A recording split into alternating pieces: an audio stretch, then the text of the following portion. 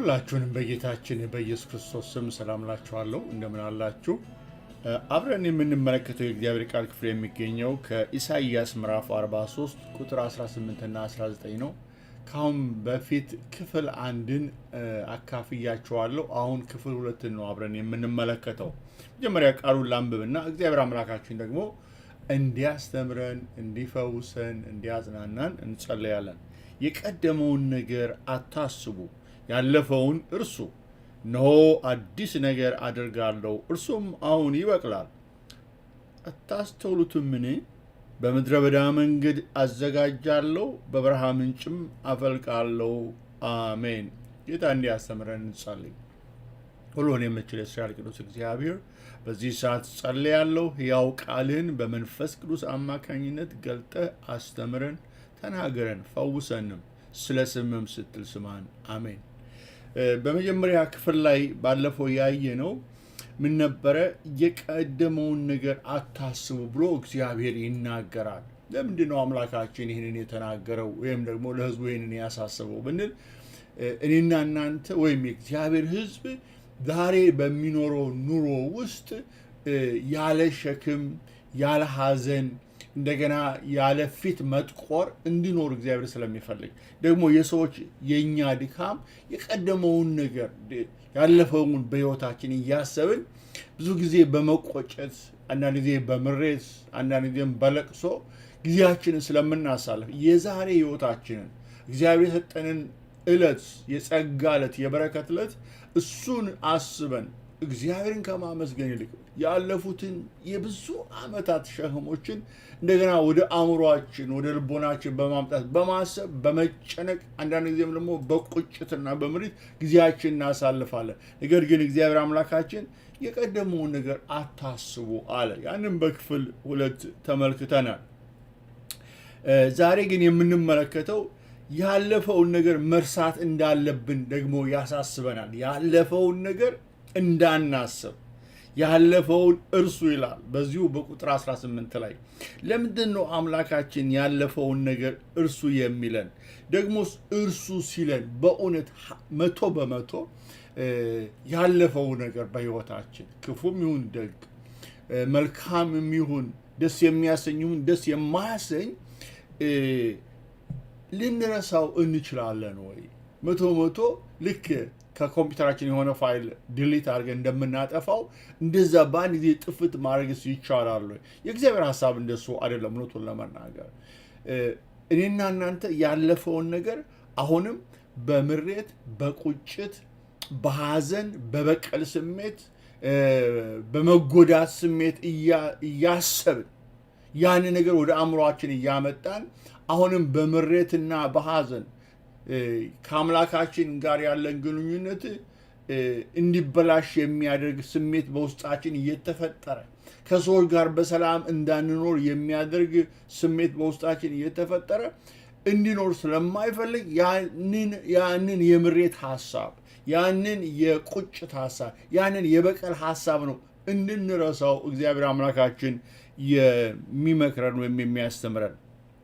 ለዚህ በእውነት በመጽሐፍ ቅዱሳችን ያለፈውን ነገር በመርሳት ምሳሌ አድርገን የምንወስዳቸው ብዙ ምሳሌዎች አሉ። የመጀመሪያው ራሱ አምላካችን እግዚአብሔር ነው። ይሁት ወገኖቼ፣ እግዚአብሔር አምላክ የኔና የናንተን ኃጢአት የኔና የናንተን በደል ረስቶ ነው ልጆቹ ያደረገን። ማለት እግዚአብሔር የኔን በደል አያውቀውም፣ ያንተን በደል አያውቀውም፣ ያንቺን በደል አያውቀውም ማለት አይደለም።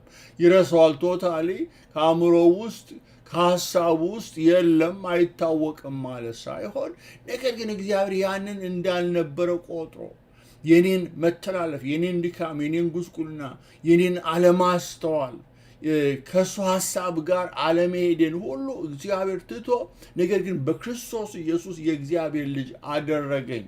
እንደገና ቤተሰብ ጌታ ስሙ ይባረክ። እግዚአብሔር ረሳለን። ቃሉ ይናገራል። በኢሳይያስ 43 ቁጥር 25 ላይ ምን የሚል ቃል አለ መሰላችሁ? ስለ ራሴ ስል መተላለፍህን የምደመስስልህ እኔው ነኝ፣ ኃጢአትን አላስባትም። ተመልከቱ፣ እግዚአብሔር ነው የሚለው ኃጢአትን አላስባትም። እስቲ ያለፈውን አስታውሰኝ ተቀራርበን እንከራከርበት፣ ትክክለኛ ስለመሆን ማስረዳ ይላል። መልሶ ለሰዎችም እድል ይሰጣል። ነገር ግን እኔ አላስባትም። እግዚአብሔር እንደ ድንቅ አምላክ ነው። ብዙ የሰራነውን አለማስተዋል፣ በፊቱ የተመላለስንበትን እሱን ያሳዘንነውን፣ ሰዎችን ያሳዘንነውን፣ የበደልነውን በደላችን ሁሉ እግዚአብሔር ከብዙ ምሕረቱና ቸርነቱ የተነሳ ረስቶልናል ማለት ነው። እንደገና አሁንም በኢሳይያስ 44 ቁጥር 22 ላይ ምን ይላል? መተላለፍን እንደ ደመና ኃጢአትን እንደ ማለዳ ጭጋግ ጠርጌ አስወግጀዋለሁ። ማለት ኃጢአት ነበረበት፣ በደል ነበረ። ያንን ግን ልክ እንደ ዳመና ጭጋግን እንደሚያስወግድ ጠራርጌ ከአንተ አስወግጄ ተበጅቻለሁ እና ተመለስ። ሰማያት ሆይ እግዚአብሔር ይህንን አድርጓልና ዘምሩ። የምድር ጥልቆች ሆይ በደስታ ጩኹ። እናንተ ተራሮች፣ እናንተ ደኖችና ዛፎች እልል በሉ። እግዚአብሔር ያዕቆብን ተቤዥቶታል፣ በእስራኤል ክብሩን ገልጧል። እኔ የሕዝቤን በደልና መተላለፍ አስወግጀዋለሁ። ዳመናውን ጭጋጉን እንደማሳልፈው ጠራርጌ እንደማስወግደው የሕዝቤን ኃጢአት አስወግጄ ተበጅቻቸዋለሁና እንደውም ለዚህ ነገር ተራሮች ዘምሩ ይላል፣ ደኖች ዘምሩ ይላል። የእግዚአብሔር ስም የተባረከ ይሁን። እግዚአብሔር ረስቶልናል ማለት ነው። ብዙ ከእግዚአብሔር ቃል መውሰድና መመልከት እንችላለን።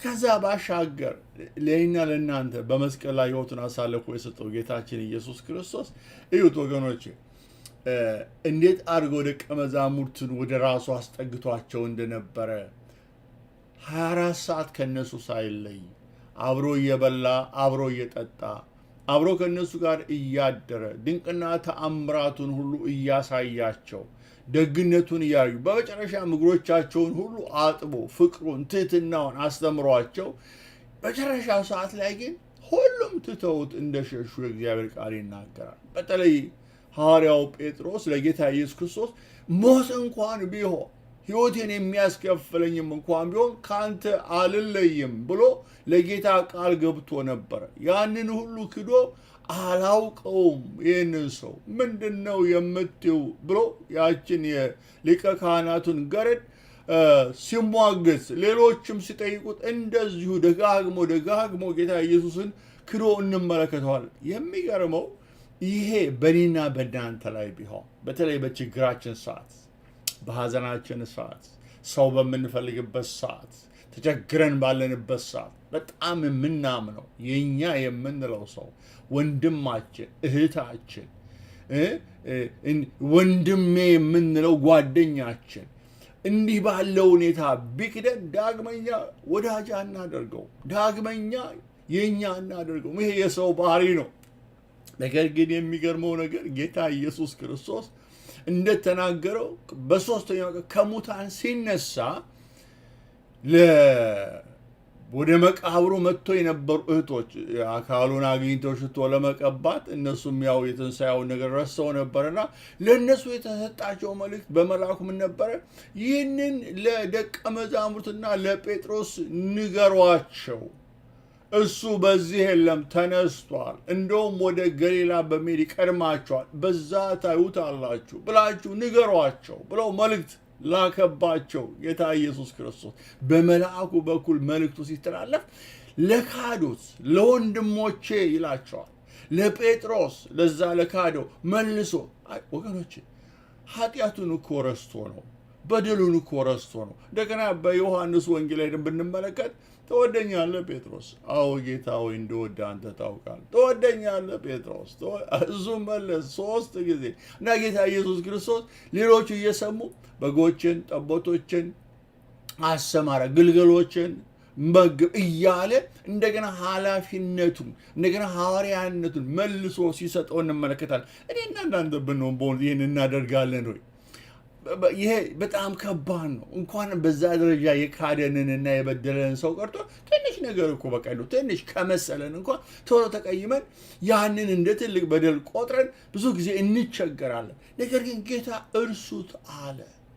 እሱ ስለሚረሳ የእኛ የእናንተን በደል የሐዋርያትን በደል መተላለፍ፣ ስንፍና ስለረሳ እንደገና መልሶ በስራው ላይ በመንግስቱ ላይ በጸጋው ቀብቶ አገልጋዮቹ አድርጎ ሲያቆማቸው የበጉ ሐዋርያት ተብለው እንዲጠሩ አሁንም እግዚአብሔር ሞገሱን በእነሱ ላይ ሲያፈስ እንመለከታለን። ስለዚህ እሱ የእናንተን በደል ረስቶ ነው በቤቱ የተገኘ ነው። በእነዚህ ዓመታት ስንት ጊዜ በደል ነው እግዚአብሔርን። በእነዚህ ዓመታት እግዚአብሔር አባታችን ስንት ጊዜ አሳዘን ነው። ነገር ግን አምላካችን እግዚአብሔር እንደ ሰው ያልሆነ እንደኔና እንደናንተ ያልሆነ አምላክ ተሸክሞ እዚህ አድርሶ፣ ስለዚህ እንድንረሳው ይፈልጋል። አንዳንድ ጊዜ ይህማ አምላክ ስለሆነ ነው፣ ኢየሱስም አምላክ ነው፣ ምንም እንኳን ፍጹም ሰው ፍጹም አምላክም ቢሆን እሱም አምላክ ነው፣ እሱ ይችላል፣ እኔ ግን ሰው ነኝ፣ እንዴት ነው ተበድዬ እንደዚህ በዚህ ደረጃ?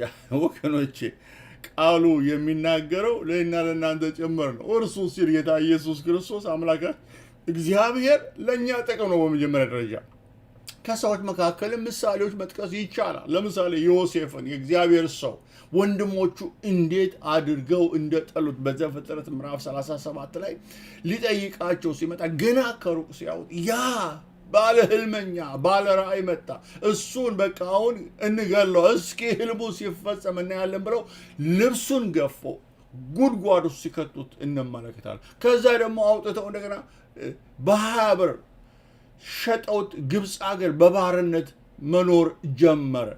የሚገርመው ነገር ግን እግዚአብሔር የተናገረውን የሚፈጽም አምላክ ነው። ወገኖቼ በዚህ አጋጣሚ መልእክት ይሄም ባይሆን እግዚአብሔር ይናገር እንጂ እግዚአብሔር ይናገርሽ እንጂ እግዚአብሔር የተናገረውን አምላክ የሚፈጽም አምላክ ነው። ይፈጽምልሃል፣ ይፈጽምልሻል። አዎ ወንድሞቹ ልብሱን ገፈፉት፣ ጉድጓድ ከተቱት፣ ከዛም ሸጡት፣ ባሪያ ተደረገ። ነገር ግን እግዚአብሔር አምላክ በክብር ሰውየውን አነሳው። ወደ ፈርዖን ቤት ለፈርዖን ጥያቄ ለፈርዖን እንቆቅልሽ መልስ የሚሰጥ ሰው ሆነ። ከዚያ በኋላ እግዚአብሔር ለምድሪቱ ፈውስ አደረገው። ለምድሪቱ ብቻ አይደለም፣ በኋላም ደግሞ ኢቭን ለወንድሞቹም በህልውና በህይወት ለመኖር ምክንያታቸው የሆነው ዮሴፍ ነው። እና እነዛ ወንድሞቹ የሸጡት የበደሉት ወደ እሱ በሚመጡበት ጊዜ ታሪኩ መጨረሻ ስትመለከቱ የበደሉኝ ሰዎች፣ ያስለቀሱኝ ሰዎች፣ ባሪያ ያደረጉኝ ሰዎች፣ ከአባቴ የነጠሉኝ ሰዎች፣ ልጅነቴን የበሉት ሰዎች አሁን በእጄ ገብተዋል፣ እበቀላቸዋለሁ ብሎ ሲበቀላቸው እንመለከትም። ይልቁንም አላቸው እናንተ አይደላችሁም፣ አዎ ልክ ነው ሸጣችሁኛል። ረሳው ስንል ያውቀዋል ታሪኩ የሆነበትን ሞኛ አይደለም ያውቀዋል። ግን የእግዚአብሔር ሰው ዮሴፍ የእግዚአብሔር ዓላማ ስለገባው እናንተ እኮ አይደላችሁም፣ ልክ ነው ሸጣችሁኝ፣ ልክ ነው ልብሴን ገፈፋችሁ፣ ልክ ነው እንዲህና እንዲሆን፣ ግን እግዚአብሔር ነበረ ከበስተኋላው። እኔና እናንተ ዛሬ እናንተ በሕይወት እንድትኖሩ፣ ግብፃውያን በሕይወት እንዲኖሩ፣ ብዙ ሕዝብ ከሞት እንዲተርፍ እግዚአብሔር አስቀድሞ ያቀደው እቅድ ነበረ። በዚህ አትዘኑ ወንድሞቼ ሲላቸው እንመለከተ። ረሳላቸው። እነሱ ናቸው እንደውም የተቸገሩት። ያንን ወንድማችንን እንደዛ ሲለምነን ጉድጓድ ከተነው፣ ሸጠነው፣ ደሙ በእኛ ላይ ምናምን እያሉ ሁልጊዜ በቃ እድሜ ልካቸውን ሁሉ ሲጨነቁ፣ እሱ ግን ረስቶታል። አቀፋቸው፣ ወደዳቸው። እና ወገኖቼ እግዚአብሔር አምላክ እንድንረሳው የሚፈልገው ለሌሎች በረከት እንድንሆን ነው። እኛ ግን የማንረሳው በቁጭት በሐዘን በመንገብገብ የምንኖር ከሆነ እኛም ራሳችን እንታመማለን፣ መንፈሳዊ ህመም ውስጥ እንገባለን። በእግዚአብሔር ቤት ውስጥ ራሱ ተቆጮች፣ ግልፍተኞች፣ ከሰው ጋር በሰላም የማንኖር፣ ሁሉን ሰው እንደ ጠላት የምንመለከት፣ ለሁሉ ነገር አቃቂር የምናወጣ ሰዎች እንሆናለን። ስለዚህ ያለፈው እንርሳ። ልክ ነው፣ ሰዎች በድለውን ሊሆን ይችላል፣ ምንም ጥያቄ የለውም። ምን ከሰው ጋር ስንኖር ወገኖች ሰው ይበድለናል፣ እኛም ሰውን እንደምንበድል። ግን የእግዚአብሔር ቃል እንደሚናገረው እኛም ወገኖች እኛም ከእግዚአብሔር ምሕረት እንደተቀበልን ለወንድሞቻችን ይቅርታ መስጠት አለብን። ለእህቶቻችን ይቅርታ መስጠት አለብን። ነፃ መውጣት አለብን። እንርሳው፣ አይጠቅመንም። ስለተሸከምነው የዛሬ 20 ዓመቱ ጉዳይ የዛሬ 15ቱ የዛሬ ወሩ የዛሬ ስንት ቀኑ አሁን ባመጣው ሪቨርስ ላደርገውም እንኳን አልችልም። ዛሬ እግዚአብሔር የሰጠኝን ቀን በእውነት በጸጋው እንድጠቀምበት እንጸልይ። ሁሉን የምችል የእስራኤል ቅዱስ እግዚአብሔር አባታችን በጌታችን በኢየሱስ ክርስቶስ እናከብርሃለን፣ እናመሰግንሃለን። በዚህ ሰዓት እጸልያለሁ በወገኖች ሕይወት ውስጥ ሊረሱት ያልቻሉት በሕይወታቸው በመንፈሳቸው ላይ በአእምሯቸው ተጽዕኖ የሚያደርግባቸው ተኝተው የሚያስቡት ሲነሱ የሚያስቡት ከሰው ጋር እያሉ የሚያስቡት ሐዘን፣ ስብራት፣ ቁጭት በጌታ በኢየሱስ ክርስቶስ በመንፈስ ቅዱስ ኃይል ከእነሱ እንዲነሳ ጸልያለሁ። ፈውስ ይሆንላቸው።